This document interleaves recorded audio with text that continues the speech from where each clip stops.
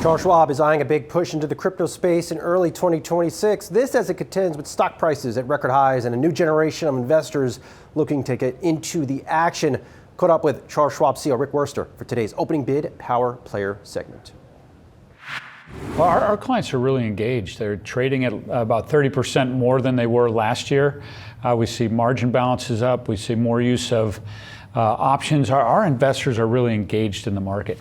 And I think there's a variety of things driving the market higher, including some of the big tech names that now make up a fair amount of the index. Almost all of them, it seems like. Well, their fundamentals have been so strong. The cash flows are there, and there's real robustness to their businesses. So I think that's been fueling the market higher, and our clients love it. I've spent the last couple of weeks going to about 15 of our branches, and I would describe our clients as happy because their balances have never been higher, but a little bit nervous about the elevation of the market.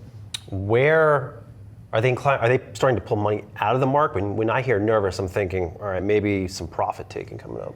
You know, often they come into our office or they call in and ask that question. Should I get out of the market right now? The markets, my wealth is beyond where I thought it would be. Markets are beyond where I thought they'd be this year. Should we get out? And the point we always make to clients is it's about time in the market as opposed to timing the market.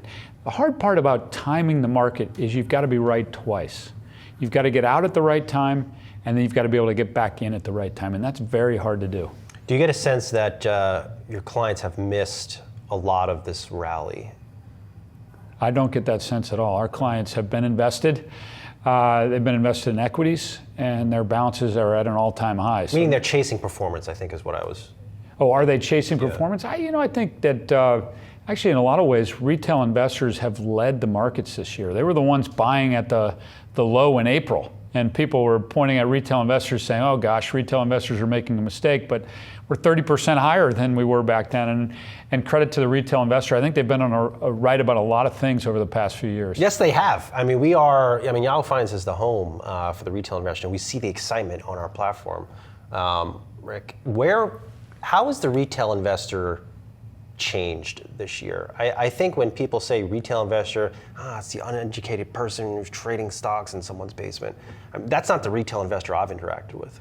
I couldn't agree more with you, Brian. Our retail investors, they're engaged in the market. They're engaged in research and education. I'm sure you see it on your platform in terms of the views. We spend about 35 hours a week providing coaching on how to become an investor, how to trade, and that's being consumed at record levels. The other thing we see from retail investors this year is more demand for advice. More and more clients are wanting help in their financial life, and so we're providing it to them. The other thing that's come up more recently that we're seeing from retail investors is a renewed interest in fixed income. Really? Yeah, believe it or not, bonds the are retail investor cool wants again. Fixed income. Yeah, well, what's happened is with money fund yields coming down, investors are asking, hey, should we be in a bond strategy that has a little bit more duration to it so that we don't run into this reinvestment risk issue? So we are seeing bonds be of more interest to investors. I have to ask Liz Ann Saunders more about bonds. Yeah, ask Liz Ann. She is always on. I don't ask her enough about bonds. What are you telling them, though? How do they invest in bonds? Well, there's lots of ways to get invested in bonds, and we do tell them now is a reasonable time to think about moving from a money fund to a bond-oriented fund, and they can invest directly in bonds on our platform. They can buy an ETF. We have managed accounts where we can customize a bond portfolio to their needs. So investors are finding plenty of ways on our platform to be invested in bonds, but it's nice to see the interest. It's a rare interest. Yeah. How do you anticipate, since the last time we talked, we now have a rate cut from the Federal Reserve. How do you think what looks to be a series of rate cuts on tap, how will that impact a platform like a Charles Schwab, but even more broadly, how does it impact the world of investing? Well, number one, when I think about what happens with rates, I think about what is that going to do for the economy and what's it going to do for markets.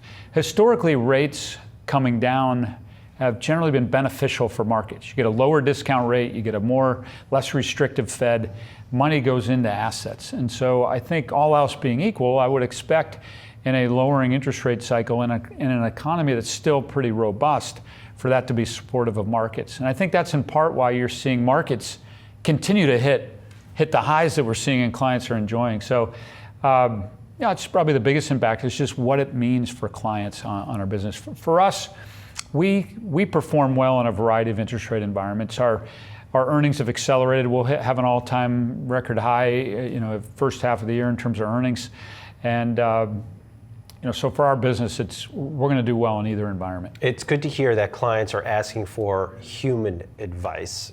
But that's not necessarily the case. A lot of companies and financial services have leaned into robo-advising, robo-advice. Is that a place you have to play in? Well, we believe we want to meet a client where they are. And that means we engage with clients digitally. We've had record numbers of digital logins, about 500 million a quarter, which is a record. We have lots of clients who want to engage with us digitally 80% of the time for their day-to-day money movements and stock purchases. But once a year, they want to know, where am I relative to my plan? How am I doing? Or there's a big issue, a life event that they face. A grandchild or child's buying a house and they want to help, or unfortunately a spouse passes away. In those moments, they love to be able to walk into one of our 400 retail centers, sit across the table from a person, and have a conversation about what that means for their financial life. And one of the things I love about what we do for retail investors is we don't make them make a choice. If you want to talk to someone, you want a human interaction, we're here for you. If you want to invest digitally, we're here for you. And what I find with most of our customers, they want a little bit of both. It's not digital or in person, it's both. Last time we talked, you sounded like you were working on some things on crypto, on the crypto front. Any update on Charles Schwab and what it will be doing and won't be doing on crypto? Well, crypto's become a big part of the investing conversation, and I certainly hear it when I'm out talking to clients. What are we doing in crypto? How are we going to help them?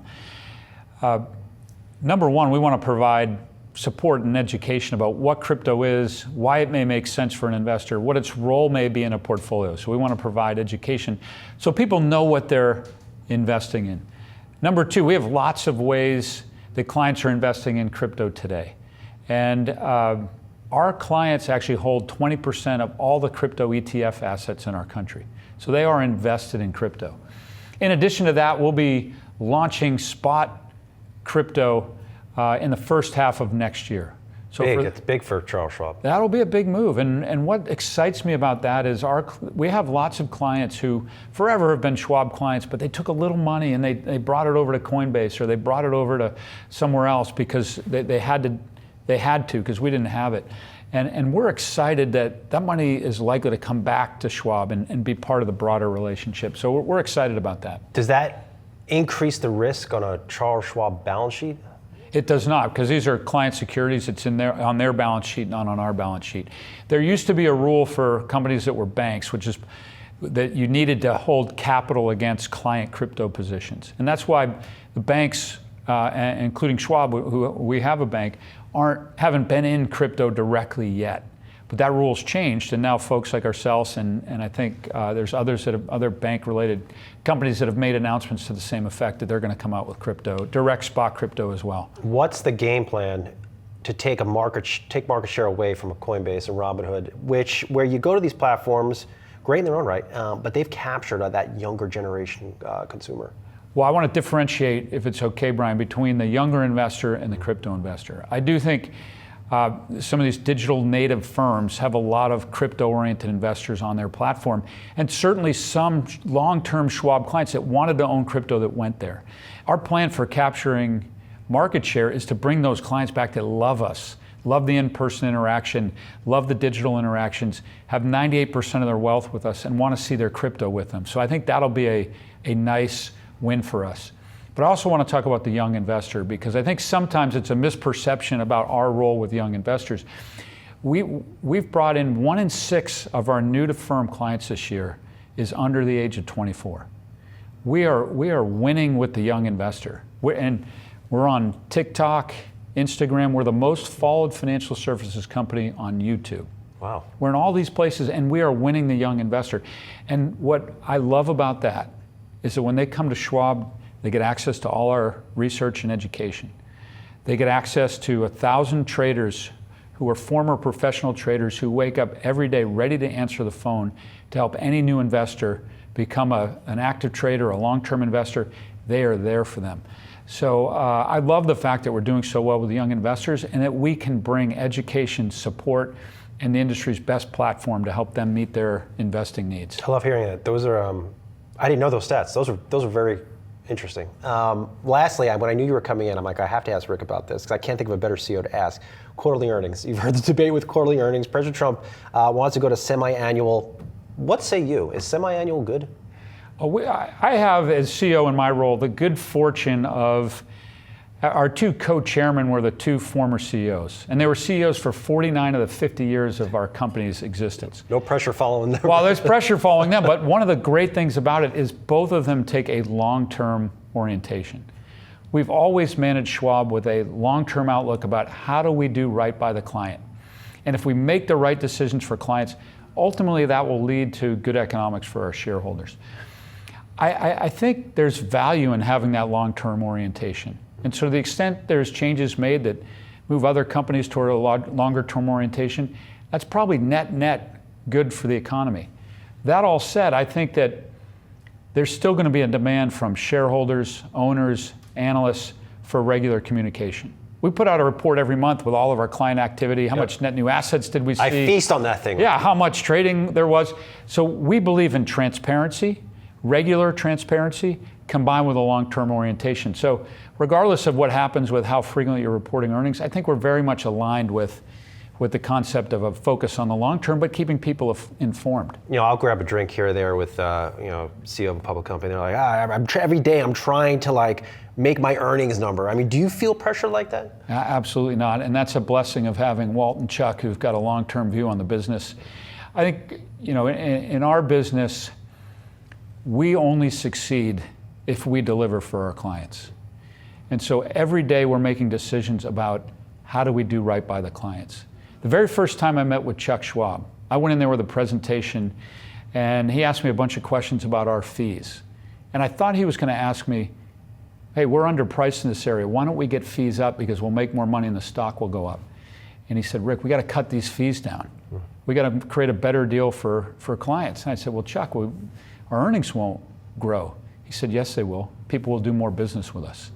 That long-term orientation is what has underpinned our success, and that's not going to change.